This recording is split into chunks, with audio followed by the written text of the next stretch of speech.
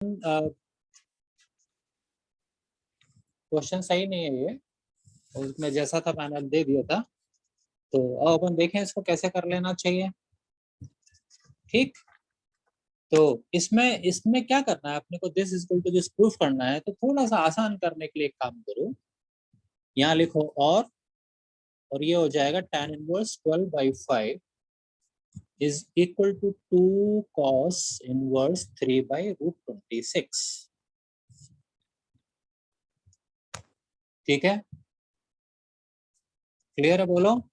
तो हम इसको प्रूफ कर रहे हैं या इसको प्रूफ करें, ऐसा भी हम कर सकते हैं। ठीक है, अब क्या करो, ये इधर RHS पर आ जाओ, बता रहा हूँ कि क्वेश्चन कैसे गलत है। तो RHS में से हमने क्या किया, लेट cos इनवर्स 3/√26 को थीटा मान लिया। ठीक है, और अब ये हमारा हो जाएगा cos theta is equal to 3/√26। छोटा सा ट्राइंगल बना लें अगर, तो बेस अपॉन हाइपोटेन्यूज 26 में से स्क्वायर करेंगे तो 9 जाएगा, तो ये आएगा √17 आएगा। 26 माइनस 9 बचेगा 17, तो उसका रूट हो गया, ये थीटा है हमारे पास।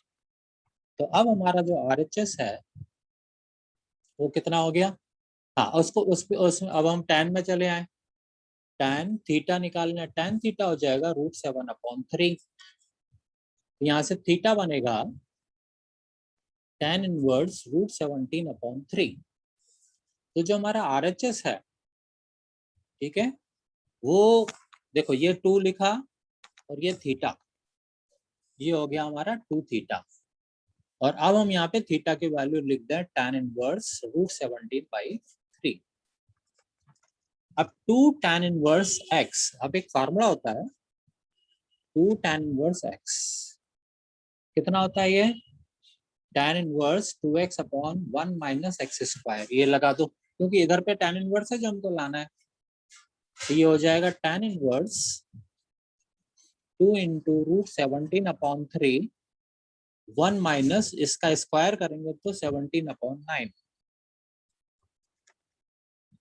ये हो गया tan इनवर्स।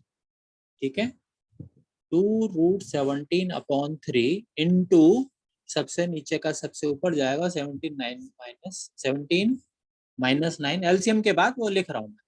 ठीक है, 2 से इसको काटा 4, इसको काटा 3, ये हमारा आंसर आ रहा है tan इनवर्स 3√17/4, ये आ रहा है। ठीक, और ये दिया है हमारा 12/5। तो कहीं ना कहीं इस क्वेश्चन में कुछ ना कुछ गड़बड़ है, या तो ये √26 लिखने में यहाँ कुछ गड़बड़ हुई है इनसे, जो भी है। लेकिन क्योंकि अश्विन ने इसको पूरा तरीके से किया और एक और ने किया, ध्यान नहीं आ रहा मेरे को किसने किया, उसको 5 नंबर दिए। जो हाँ सर -3√17/4 आएगा ना। माइनस कहाँ से हो गया, सर वो नीचे हाँ सॉरी डिनोमिनेटर हाँ में हाँ है। हाँ हाँ हाँ हाँ माइनस माइनस माइनस आ रहा है। हाँ ठीक है ठीक है, क्योंकि 9 माइनस 17 हो जाएगा ना। ठीक है, हाँ सही बोल रही है। तो ये आ रहा है इसका आंसर, तो कहीं ना कहीं क्वेश्चन में गड़बड़ है, ये तो क्लियर हो गया अपने को। तो जिसने, फिर बोल रहा हूँ, जिसने तरीके से किया है, ठीक है, उसको मैंने पूरे 5 नंबर दिए हैं। और जिन्होंने प्रॉपर तरीका ही नहीं फॉलो किया है, ठीक है, और तो उनके नंबर काटे हुए हैं मैंने, काटने पड़ेगा। और अर्शिया है क्या, अर्शिया, सॉरी अल्फिया, सर हाँ भाई, क्या हो गया टेस्ट में, पढ़ाई क्यों नहीं की तुमने। हाँ, अच्छा नहीं किया तुमने, क्यों ऐसे हुआ, हमेशा अच्छा करती हो, इस बार क्यों गड़बड़ है, बोलो। सर की थी। नहीं, लग नहीं रहा मेरे को कि प्रैक्टिस की थी, बिल्कुल नहीं लगा मेरे को। काम चलाओ पढ़ा था तुमने, एक आध दिन पढ़ा होगा, दिया टेस्ट के दिन पढ़ लिया होगा सवेरे से, बस ऐसे लगा मेरे को। जो एक्चुअल पढ़ाई है वो गायब थी। हमेशा इतना अच्छा करती हो, लेकिन इस बार हम सेटिस्फाइड नहीं थे। आइंदा ध्यान रखना, ठीक है। Consistent Yes. परफॉर्मेंस दो, ऐसा नहीं कि अचानक डाउन चले जाओ। उत्कर्ष,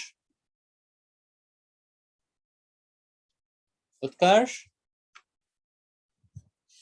हाँ सर, हाँ भाई, टेस्ट क्यों नहीं दिया था? मैं भूल गया था। अरे ऐसे थोड़ी होता है। एक बात बताओ, अपनी क्लास थी तो तुमने क्लास तो ज्वाइन की होगी फिर। ये बताओ, हाँ क्लास ज्वाइन की थी कि नहीं? 1:30 बजे से क्लास थी मंडे को, तुमने ज्वाइन की थी कि नहीं? बोलो। मंडे को। हाँ, मंडे को 1:30 बजे क्लास थी कि नहीं थी? सर मंडे को तो वो- टेस्ट था ना। हाँ, तो तुम्हें तो पता है टेस्ट था। अगर सर पता हाँ, नहीं था मेरे को, भूल गया था। पता नहीं था तो मतलब क्लास भी उस दिन छोड़ देते तुम, होता क्या नहीं होता, ये बताओ तुम। ठीक है, हाँ सर। तो आइंदा ध्यान रखो, ठीक। ऐसा तो नहीं कि डर लग रहा था पहला टेस्ट है करके, ऐसा तो नहीं था। सही बोलो। नहीं सर। हाँ, तो ये काम नहीं होना चाहिए। टेस्ट, क्लास भले भूल जाओ, टेस्ट नहीं भूलना है, ठीक। क्योंकि टेस्ट सही, टेस्ट मतलब क्या होता है? टेस्ट से बीमारियां पता चलती हैं कि नहीं चलती हैं? तो इससे अपने को पता चलता है, मरीज को पता चलता है, डॉक्टर को पता चलता है क्या करना है, मरीज को पता चलता है क्या क्या प्रिकॉशन लेना। तो कोई भी कभी भी टेस्ट मिस नहीं करो। 12th में हो और जहां तक है तुम लोगों को एग्जाम देना पड़ेगा, ठीक है। नया चैप्टर शुरू करते हैं।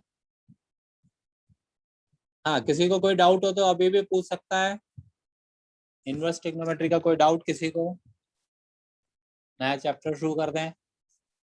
हाँ सर, एक डाउट था मुझे। हाँ बोलो, चलो पूछो। सर एक एग्जांपल नहीं बन रहा था मुझसे, एग्जांपल नंबर 9। एग्जाम्पल नंबर तुम बोल दो, क्योंकि मैंने वो वाली बुक को हटा के रख दी है, ठीक है ना। मैं 1 मिनट लिख लेता हूँ कहीं पे। चलो 1 मिनट रुक जाओ ना। चलो बोलो जरा, क्या है एग्जाम्पल? सर साइन इनवर्स हाँ, sine 3 pi by 5। Sine inverse sine sine 3 pi by 5। 5, ये वाला नहीं बन रहा था? हाँ सर, इसमें कि 3 पाई बाय 5 की वैल्यू 108 आ रही थी, तो वो समझ नहीं आ रहा था। ठीक है, कोई बात नहीं। तो साइन 3 पाई बाय 5 तुमने बोला ये है 108 डिग्री, ठीक है। इसको क्या लिख सकते हैं? लिख सकते हैं क्या, नहीं बताओ। हाँ सर। अब बताओ, अगला अगला क्या हो जाएगा ये? साइन 72। साइन 72 डिग्री हो गया। अब अब हम लिखें साइन इनवर्स साइन 72 डिग्री। आ गया ना, विद इन द रेंज। -π/2 से π/2 के बीच का आंसर आना चाहिए। आ गया ना 72 डिग्री, 90 डिग्री से कम। तो आंसर क्या हुआ? 72 डिग्री। और 72 डिग्री को पाई में कन्वर्ट करना है, तो 72 इंटू π/180 कर दो। वो तो समझाने के लिए मैंने लिया डिग्री में, कि जल्दी समझ में आ जाता है। बोलो, क्लियर हुआ कि नहीं हुआ? ये आंसर है, हाँ सर, वो भी हो गया सर। ठीक है ना। तो मैं ये कह रहा हूँ कि जैसे 108 डिग्री है, आप पाई में मत जाओ ना यार।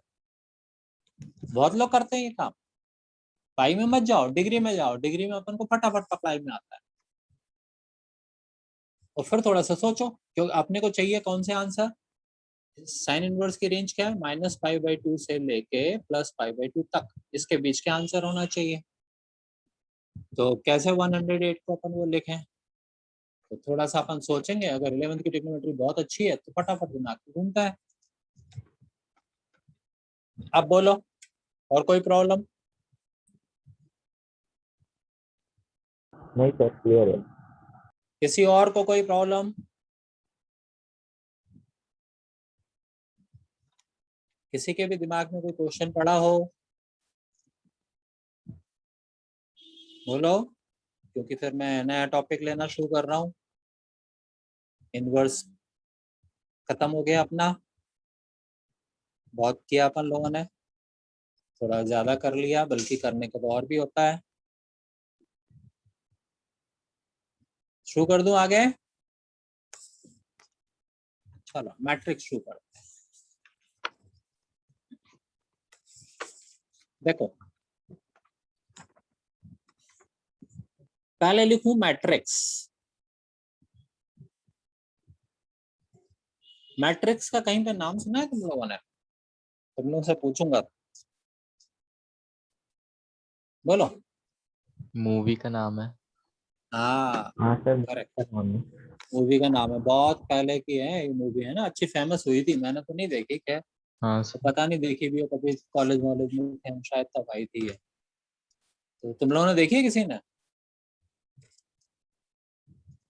हाँ सर। अच्छा चलो अच्छी बात है। अब एक और बात बताओ, किसी सब्जेक्ट के अंदर आता है क्या? साइंस के किसी सब्जेक्ट में आया कभी?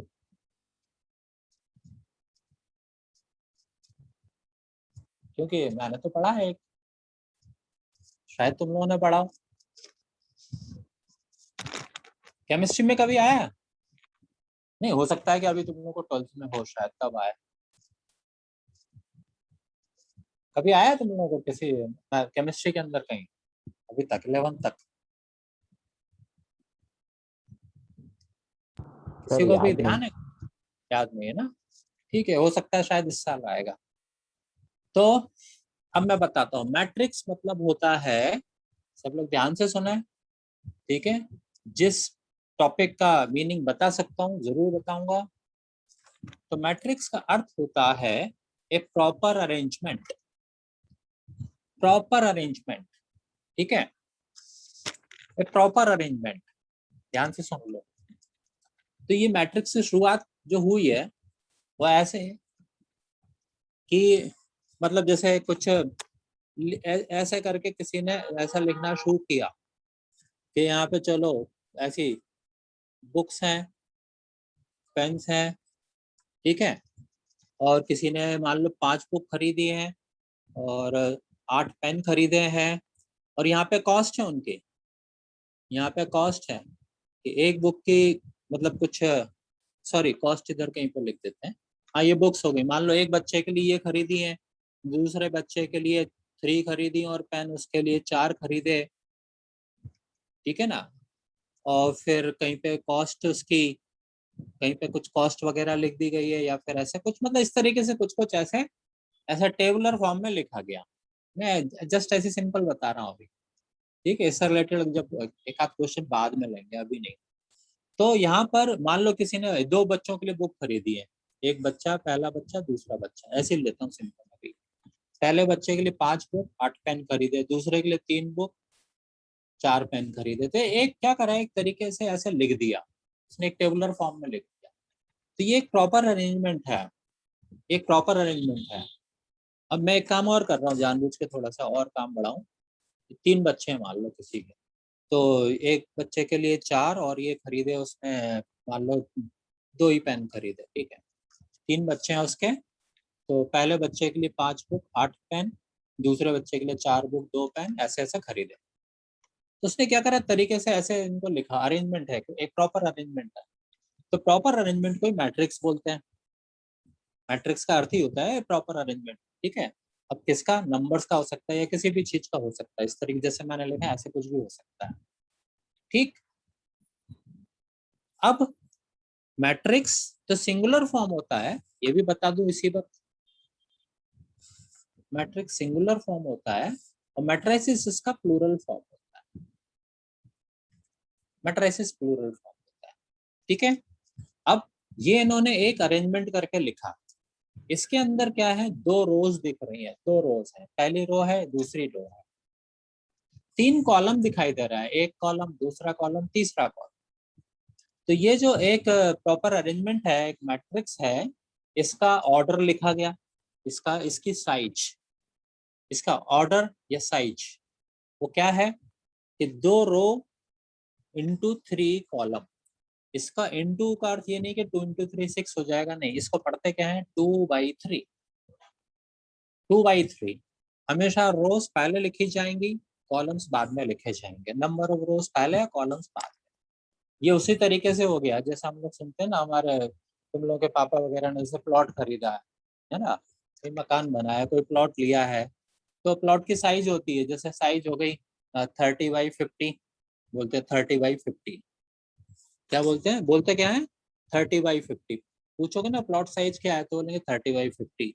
इसका अर्थ होता है 30 इंटू 50, मतलब 1500 स्क्वायर फीट। ऐसे तो बोलने में क्या आता है 30/50 बोलते हैं। यहाँ पे भी ये एक प्लॉट है, रेक्टेंगुलर प्लॉट है, ऐसे समझ सकते हो, जिसमें उसके साइज को बोलना है। साइज को यहाँ नाम दिया है ऑर्डर। ये यहाँ पे साइज को क्या नाम दिया है, ऑर्डर ऑफ मैट्रिक्स। जैसे प्लॉट को अपन बोल रहे हैं ना प्लॉट साइज, ऐसे यहाँ पे इस ये जो रेक्टेंगुलर मैट्रिक्स है इसको बोला जाता है ऑर्डर ऑफ मैट्रिक्स। तो 2 रो है और 3 कॉलम है, तो क्या बोलोगे 2/3। एक रेक्टेंगल शेप बन रहा है, इसका नाम रेक्टेंगुलर मैट्रिक्स। अब मैट्रिक्स को डिनोट भी किया गया, कुछ भी कैपिटल ए से ले लो। कैपिटल ए में मान लो मैंने लिखा कोई भी, अब मैं नंबर लिख रहा हूँ -3 5 2 8 कुछ भी, तो यहाँ पे इसका ऑर्डर क्या हुआ, 2 रो है और 2 कॉलम है, तो 2/2। मान लो मैंने एक और मैट्रिक्स ले लिया x, मान लो मैंने सिर्फ लिखा 7, तो ये तो एक रो और एक ही कॉलम हुआ 1/1। ठीक है। अब मान लो मैंने एक और मैट्रिक्स लिखा, उसमें नंबर लिखे मैंने 4 0 3, तो ये क्या हुआ 3 रो हो गई है और एक रो हो गई है, एक रो हो गई और 3 कॉलम हो गए हैं, तो 1/3। मान लो एक और मैट्रिक्स लिखता हूँ ऐसे 2 5 8 6, तो ये 1 2 3 4 रो हो गई है और एक कॉलम है।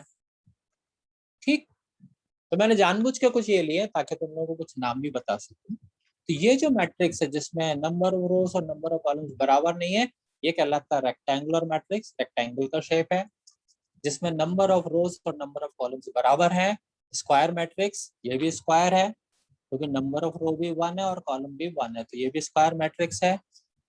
लेकिन ये वाले में सिर्फ एक रो है, सिर्फ एक रो है, ये कहलाता है रो मैट्रिक्स। इसमें सिर्फ एक कॉलम है, इसलिए कहलाता है कॉलम मैट्रिक्स, इसलिए कहलाता है कॉलम मैट्रिक्स। ये सब मैं अभी आपको बुक में दिखा रहा हूँ। ठीक है, ऑर्डर ऑफ मैट्रिक्स मैंने पढ़ा दिया।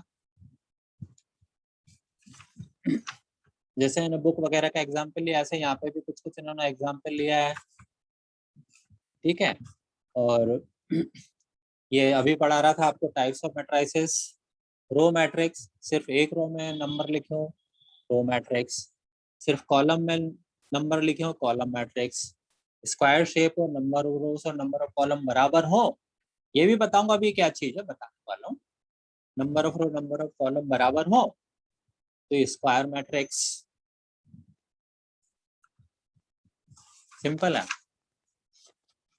सिर्फ मैट्रिक्स में सबसे अच्छी चीज जो सीखने की है, जो सबसे इंपॉर्टेंट है, वो है मल्टीप्लिकेशन, बाकी सब इजी है। डायगोनल मैट्रिक्स अब यहाँ से सीखो, यहीं पे दिखा देता हूँ, सब लोग ध्यान से देखना, ध्यान से देखो, इन दोनों को ऑब्जर्व करो, क्यों डायगोनल मैट्रिक्स बोला गया, कोई देख के ऑब्जर्व करके बता सकते हो। अब ये काम की चीज है, ये बताओ कोई, डायगोनल मैट्रिक्स बोला गया है, इसको ऑब्जर्व करके बता सकते हो।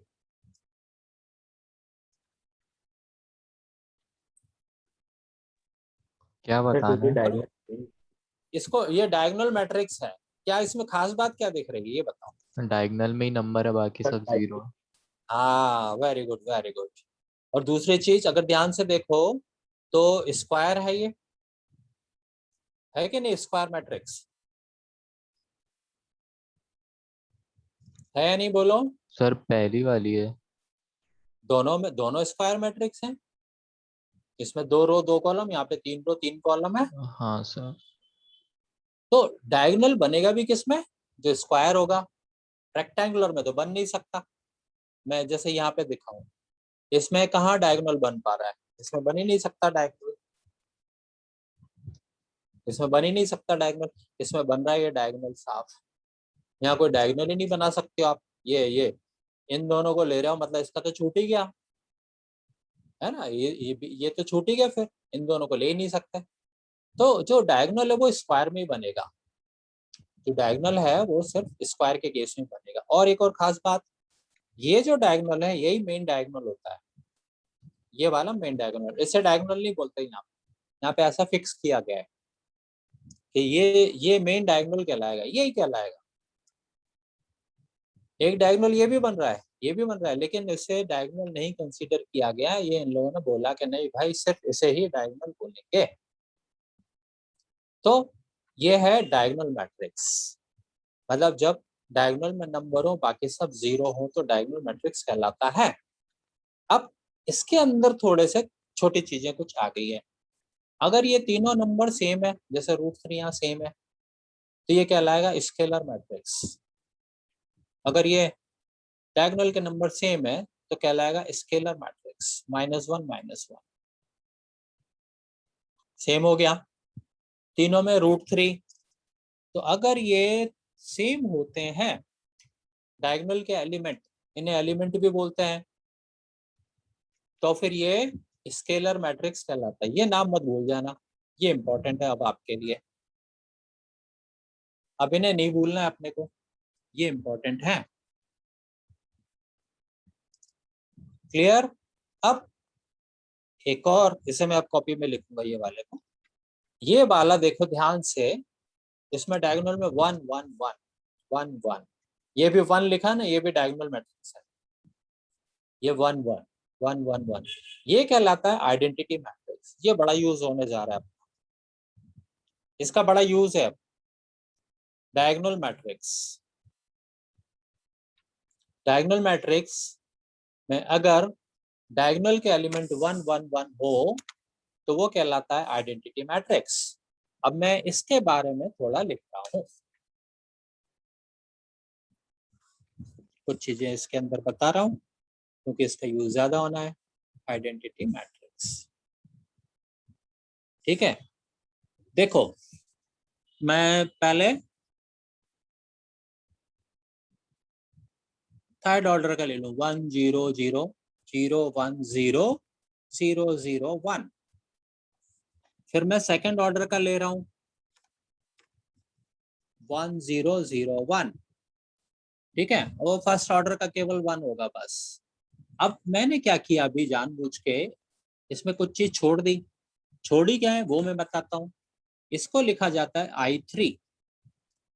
जब थर्ड ऑर्डर का मैट्रिक्स हो 3/3 तो I3, सेकंड ऑर्डर का हो 2/2 तो I2, और ये तो एक ही 1/1 है तो इसे I1।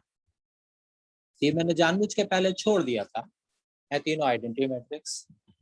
ऐसे 4/4 भी हो सकता है, 4 रो 4 कॉलम, वो भी हो सकता है, ठीक। तो ये हमारे बड़े काम आएगा, ठीक है। सिंपल सिंपल आई भी लिखते हैं इसको, सिंपल आई, लेकिन थर्ड ऑर्डर हो तो I3, सेकंड ऑर्डर हो तो I2, ठीक। अब मैं एक चीज जो मैंने छोड़ी थी, अच्छा एक और पहले छोटा सा बता दूं फिर पहुंचू वहां पे। ये है, बहुत सिंपल है। सारे एलिमेंट अगर 0 0 0 हो, सारे, जैसे ये दिखाई दे रहा है, तो ये कहलाता है जीरो मैट्रिक्स या नल मैट्रिक्स। नल मैट्रिक्स भी कहलाता है, कहीं दिया होगा नाम, zero matrix, null matrix, NU-double-L, ठीक।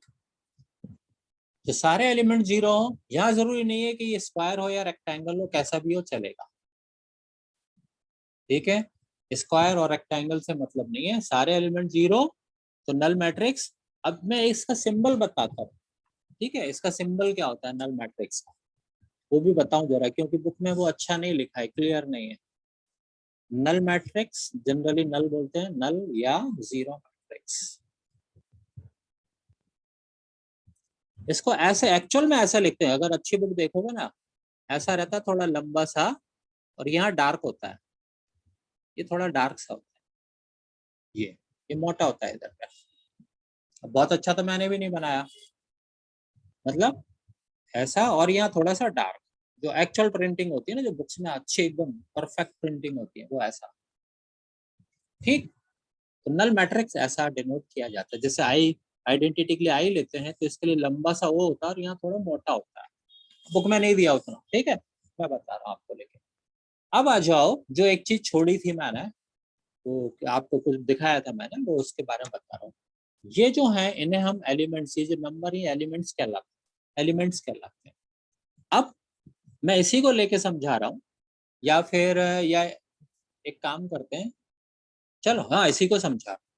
तो ये देखो, ये जो है इसकी पोजीशन क्या है, इसकी पोजीशन है पहला रो पहला कॉलम, इसकी पोजीशन है पहला रो दूसरा कॉलम, 4 की पोजीशन है पहला रो दूसरा कॉलम, 3 की पोजीशन है पहला रो तीसरा कॉलम, तीसरा कॉलम, 8 की पोजीशन क्या है, दूसरा रो, ये दूसरी रो में पहला कॉलम, दूसरा रो पहला कॉलम। इसकी पोजीशन क्या है, दूसरी रो दूसरा कॉलम, तीसरी रो, सॉरी दूसरी रो तीसरा कॉलम। अब इनको लिखते कैसे हैं, मैं एक लिख रहा हूँ, मैं एक लिख रहा हूँ, इनको कैसे लिखा जाता है वो मैं लिख के दिखा रहा हूँ। ए, मान लो मेरे को इस 2 को लिखना है, तो ये है दूसरी रो, ये 2 छोड़ दो, मैं इसको 3 को लिखना चाहता हूँ। पहली रो तीसरा कॉलम, तो मैं लिखूंगा A13, पहली रो तीसरा कॉलम, ये हुआ 3। इसको समझो जरा, इसके लिए हड़बड़ी नहीं है। मैंने 3 की पोजीशन लिखी है, तो कैसे लिखूंगा, स्मॉल ए यूज करते हैं, पहला रो तीसरा कॉलम। अब आप 8 के बारे में बताओ, मुझे 8 के लिए लिखना है, तो मैं क्या लिखूं, बोलो 8 की पोजीशन बोलो, 2 आप 1 मुझसे पूछूंगा। हाँ, दूसरा रो पहला कॉलम, बिल्कुल सही। चलो यहाँ पर इस 2 की पोजीशन बताओ, इस 2 की पोजीशन बताओ। 1 2 1 2, क्योंकि पहली रो है दूसरा कॉलम। चलो यहाँ पे इस 0 की पोजीशन बताओ,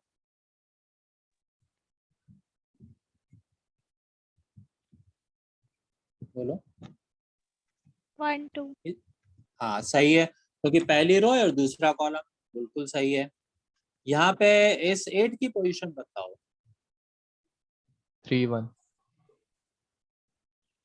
तीसरा रो पहला कॉलम, गुड, सीख गए। तो इन्होंने क्या करा, ये जो पोजीशंस हैं, ध्यान से सुनना, इन पोजीशंस को ऐसे लिखा, A I J, I represent करता है रो को, जे रिप्रेजेंट करता है कॉलम को। आई जे यूज होगा, ठीक है, मतलब ith रो jth कॉलम, ये जो अपन यहाँ पे लिख रहे थे नंबर, नंबरों से जल्दी समझ में आ जाता है। फिर इन्होंने क्या करा, और इसको ये सिंबल डाल दिया मैट्रिक्स का, ये वाला, और यहाँ पे लिख दिया ऑर्डर m/n, ऑर्डर को m/n से रिप्रेजेंट किया जाएगा। और मान लो कोई मैट्रिक्स है A, तो ये मैट्रिक्स को छोटे से रूप में रिप्रेजेंट करने का तरीका है। Matrix A is equal to matrix, और यहाँ पे A ith row jth column, और यहाँ पे ऑर्डर, ऑर्डर ऑफ मैट्रिक्स किस ऑर्डर का है। तो ये जो अपन लोग हर एलिमेंट के लिए A13 A21 लिख रहे हैं, इसको इन जनरल AIJ लिखा, ठीक है, पूरा इसमें मैट्रिक्स का सिंबल डाल दिया। मैट्रिक्स के और भी सिंबल होते हैं, अभी एक ही दिखाया मैंने सिर्फ, ठीक है, ये मैट्रिक्स का सिंबल डाल दिया और यहाँ पे ऑर्डर लिख दिया, ठीक है। अब मैं इससे रिलेटेड एक क्वेश्चन कर रहा हूँ, जो कि एग्जाम में आता ही आता है, 1 नंबर का, नियरली आता ही आता है, नियरली आता ही है, तो सिंपल होता है बहुत, ठीक है। अब आपको एक अच्छी चीज करवाने जा रहा हूँ। अगर बुक नहीं है तो कोई बात नहीं, बुक है तो पेज नंबर 64, एक क्वेश्चन मैं ले रहा हूँ, ठीक है। एक ये बड़ा वाला क्वेश्चन ले लेता हूँ, क्वेश्चन नंबर 5। क्या लिखा है, कंस्ट्रक्ट ए 3 एक ही करवाऊंगा, बाकी छोड़ रहा हूँ आपके लिए, आप करोगे, इजी है, क्योंकि अभी देखोगे थोड़ी देर में, बहुत इजी है। कंस्ट्रक्ट ए 3/4 मैट्रिक्स, मतलब हमको एक मैट्रिक्स बनाना है जिसमें 3 रो हो 4 कॉलम हो, ठीक। whose elements are given by, और उसके एलिमेंट जो है, जो नंबर है, वो कैसे आएंगे? इस फार्मूले के द्वारा। ये फार्मूला दिया है, A I J is equal to half modulus के अंदर -3i + j, ये फार्मूला लेना है और उसके जो 3 × 4 12 एलिमेंट है वो निकालना है। तो मैं काम कर रहा हूँ, मैं कर लूँ, ठीक है, मैं करके दिखाऊंगा ये क्वेश्चन को। तो एक्सरसाइज 3.1, ठीक है, और ये है क्वेश्चन नंबर 5। क्या फार्मूला यूज करता है? A I J is equal to 1/2 -3i + j, ये लेना है, और जो मैट्रिक्स का 1 ऑर्डर है वो 3/4 है। हाँ, क्या क्या क्या क्या सो 1 आएगा। क्या इसमें 1 आएगा? मतलब कहाँ पे बताओ, कहाँ पर आंसर पहले कहाँ वाले पे का। आंसर? अरे रुक जाओ ना, सब्र करो जी, अभी क्वेश्चन तो लिख लेने देते हैं, ठीक है, चिंता नहीं करो, पूरा समझाऊंगा, होमवर्क तो तुम्हें ही करना है, ठीक है। तो शुरू करते हैं। अब कैसे करते हैं एग्जाम में वो देख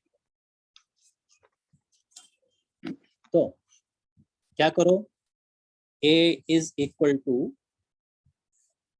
3 रो और 4 कॉलम है, हिसाब लगा लो, 1 2 3 और 4 कॉलम। तो 3 रो है और 4 कॉलम है, तो ये लिख रहा हूँ A11, पहली रो दूसरा कॉलम, पहली रो तीसरा कॉलम, पहली रो चौथा कॉलम।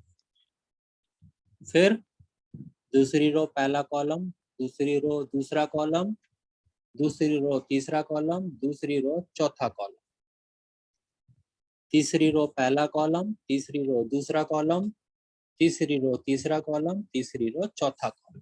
ये ऐसे लिख लिया। अब आ जाओ इधर पे, अब इनकी वैल्यू डालें। अब इसने तुम्हारी बात, ठीक है, आई की वैल्यू 1 है, जे की वैल्यू 1 है, ये वाला निकाल